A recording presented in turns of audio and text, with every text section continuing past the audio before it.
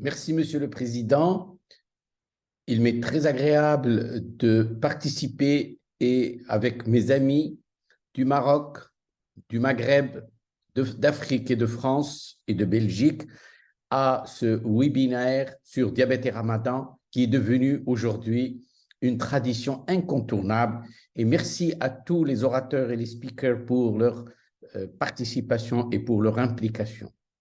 Donc, je vais parler du diabète et le score de risque du jeûne du ramadan que j'avais abordé déjà l'année dernière, mais qu'on va reprendre sous un angle un petit peu différent pour rappeler que les risques associés au diabète à l'occasion sont toujours présents avec le diabète, que ce soit sous forme d'hypoglycémie, d'hyperglycémie, d'acidocétose diabétique ou de déshydratation, qu'il existait et beaucoup d'efforts continuent à se faire concernant le développement et l'élaboration de recommandations et de guidelines pour le jeûne et pour aider les médecins dans leurs décisions, que précédemment, il y avait des recommandations qui étaient très importantes, mais qui ne précisaient pas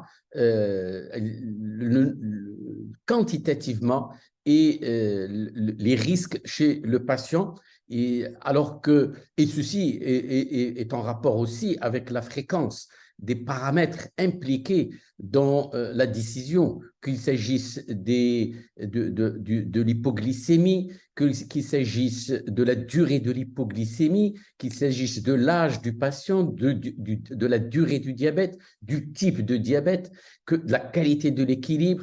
Et tout ceci, et à travers les enquêtes, montre la difficulté de prendre une décision. Donc, et nous savons d'autre part que plus le patient est sous traitement oral, sulfamidé, insulosécréteur, associé en plus ou sous insuline, plus le risque d'hypoglycémie est important et que les personnes diabétiques âgées sont plus vulnérables en termes d'hospitalisation, en termes d'hypoglycémie, en termes de perception de l'hypoglycémie et de coût du diabète chez ces patients, de même qu'il existe des différences régionales de perception des complications et de l'hypoglycémie en particulier, comme cette étude canadienne comparée à l'étude MENA concernant l'hypoglycémie.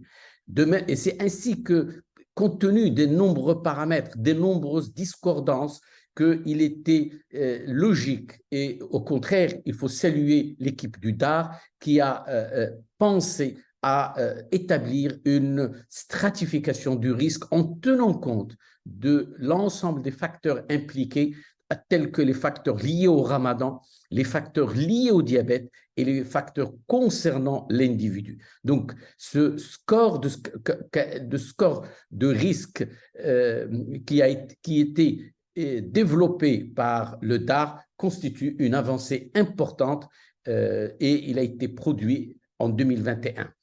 Ce score de stratification, cet outil a été développé sur la base de l'évaluation des risques du jeûne du ramadan avec le diabète, avec attribution du score de risque pour chaque élément du risque basé sur la littérature et avec un développement de plusieurs scénarios des cas pour tester l'outil, avec examen des scénarios par plus de 300 spécialistes du diabète expérimentés à travers le monde et la conclusion. Le produit de ces travaux a abouti à l'évaluation et à l'établissement de ce calcul du score. Un score pour chaque patient, un score entre 0 et 3 constitue un risque faible, alors qu'un score de 3,5 à 6 modéré et au-delà de 6, c'est un haut risque. Donc, pour les patients à risque modéré, et les patients, surtout les patients à très haut risque, ils devraient être conseillés pour ne pas jeûner et en tout cas accompagnés. Comment utiliser cet outil de stratification des risques de l'IDF-DAR de 2021 ? Il faut une évaluation pré-ramadan. Pour chaque élément de risque doit être évalué séparément avec un calcul du score résultant et le score de risque final doit être évalué parallèlement au niveau du risque correspondant et aux recommandations. Cette évaluation devrait avoir lieu bien avant le ramadan, 3 mois avant le ramadan, avec une éducation, avec une évaluation, une stratification sur la base des éléments que je vais développer et arriver à évaluer et à établir ce score. Est-ce qu'il est faible? Est-ce qu'il est modéré? Est-ce qu'il est haut? Donnant une appréciation rationnelle, logique pour le médecin pour conseiller ou déconseiller le jeune à son patient, et en tout cas pour accompagner ce patient, en soulignant l'importance de l'autosurveillance glycémique et de l'individualisation la stratification des risques, et en précisant à chaque instant, à chaque moment que les patients, même s'ils devraient jeûner, devraient savoir que si la glycémie dans la journée à n'importe quel moment est inférieur à 0,7 ou supérieur à 2,5 voire 3 grammes, ils sont amenés à rompre le jeûne. Les différents paramètres pour le calcul du risque, vous le devinez, ils sont très nombreux. Le type et la durée du diabète, la présence d'hypoglycémie, les caractéristiques de la qualité du contrôle glycémique avec des points, l'autosurveillance glycémique, l'existence de complications aiguës, l'existence de complications dégénératives, cardiaques, rénales, ainsi que l'éventualité d'une grossesse, l'état cognitif de la personne, de l'activité physique, l'expérience précédente du mois de Ramadan, la durée du jeûne du Ramadan dans la journée, et bien sûr les traitements et les différents traitements qui sont scorés de façon différente. Et plus il y a de l'insuline et plus il y a des multi-injections, plus le score va augmenter. Et ce score qui doit être calculé pour chaque patient, vous pouvez le trouver aujourd'hui, il est facile, en tapant sur Google ou sur votre iPhone et en cherchant le DAR Alliance. Alors, voyons à travers le cas numéro 1, comment nous allons voir et étudier ce score. Madame Khadija, âgée de 55 ans, diabétique de type 2 depuis 3 ans, elle vient consulter la veille du Ramadan avec un IMC de 29 et une tension à 13,8, et avec des antidiabétiques oraux, elle reçoit de la metformine, des sulfamides, d'inhibiteurs DPP4, et son hémoglobine glyquée n'est pas très bonne, elle est entre 8,2 et 8,8 depuis avant venir consulter.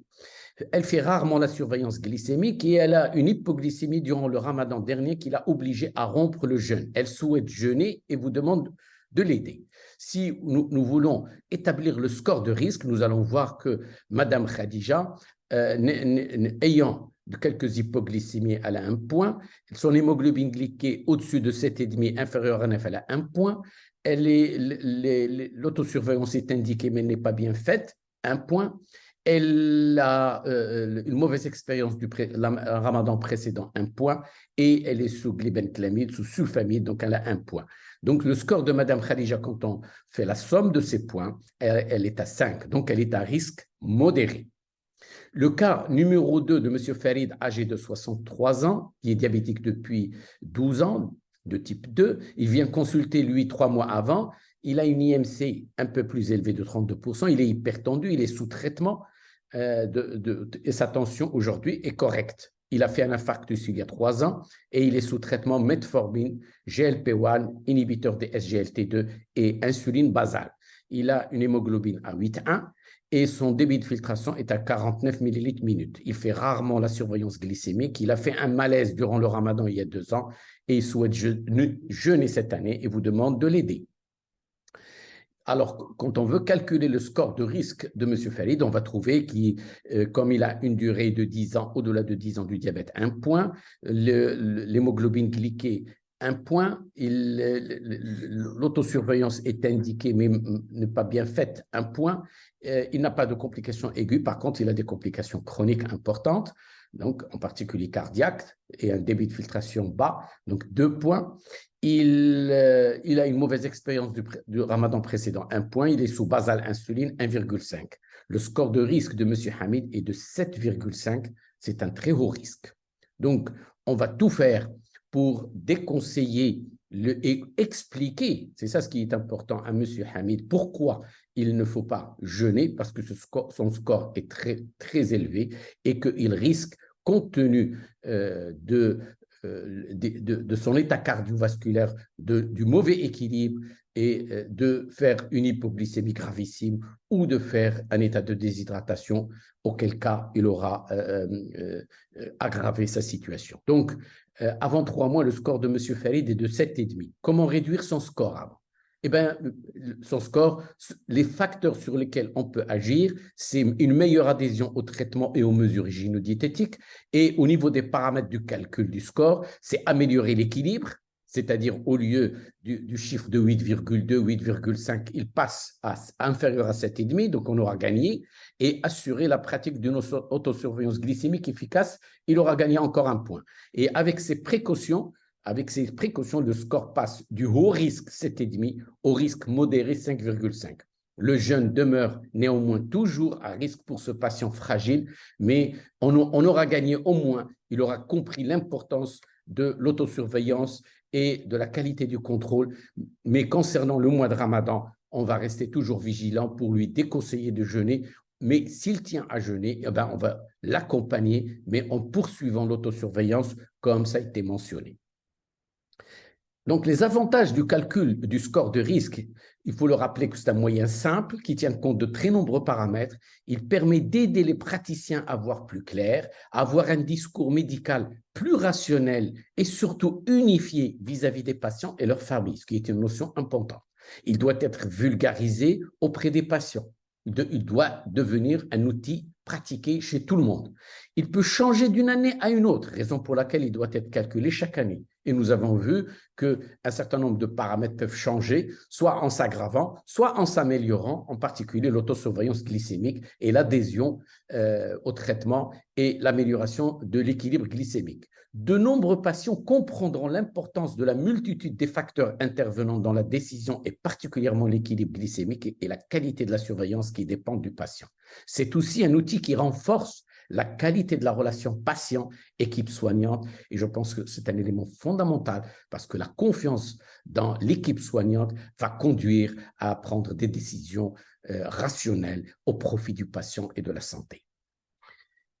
Quelles sont les perspectives d'avenir? Il importe de calculer le score de risque chez tous les diabétiques, jeûneurs ou non jeûneurs. Les praticiens sont appelés à participer aussi à toutes les enquêtes nationales et internationales d'évaluation de ce score, encourager les patients à participer aux différentes enquêtes d'opinion sur le diabète et Ramadan. Ce score est appelé à être affiné et actualisé en fonction des résultats des multiples enquêtes en cours, et de même qu'il faut réfléchir en tant que praticien, en tant qu'équipe médicale, et proposer d'autres items au comité du DAR pour les prochaines mises à jour, telles que l'âge des patients, tels que l'environnement médical et social, la confiance dans l'équipe médicale, la qualité du suivi, l'accessibilité des patients jeûneurs en cas d'urgence, la variabilité glycémique, la rétinopathie diabétique. Je pense que ce sont des paramètres qui doivent être ajoutés, intégrés de façon directe ou indirecte pour encore renforcer et améliorer le niveau du score de risque. En conclusion, je dirais que les risques du jeûne comprennent l'hypoglycémie, l'hyperglycémie, l'acidocétose, la diabétique et la déshydratation, que les médecins doivent quantifier ces risques et stratifier chaque individu en conséquence. De nombreuses personnes atteintes du diabète peuvent jeûner en toute sécurité pendant le Ramadan, mais elles doivent recevoir les conseils appropriés, sensibilisés au risque du jeûne et doivent être sous surveillance médicale étroite et bien accompagnées. Les nouvelles stratifications des risques du DAR 2021 définissent 3 catégories de scores, le score de risque incluant plusieurs facteurs qui jouent un rôle important dans la décision du jeûne. Ce score doit être, comme je l'ai dit, individualisé pour chaque patient et recalculé chaque année. Les personnes qui tiennent à jeûner contre l'avis de leur médecin doivent néanmoins être accompagnées et suivre les conseils des médecins pour éviter les complications graves pendant le jeûne. De même, l'importance de la qualité de la relation patient-équipe soignante doit être soulignée parce que c'est elle qui finalement va permettre aux patients soit de jeûner, soit de ne pas jeûner, mais en tout cas d'avoir une équipe qui soit à leur écoute. Et je vous remercie.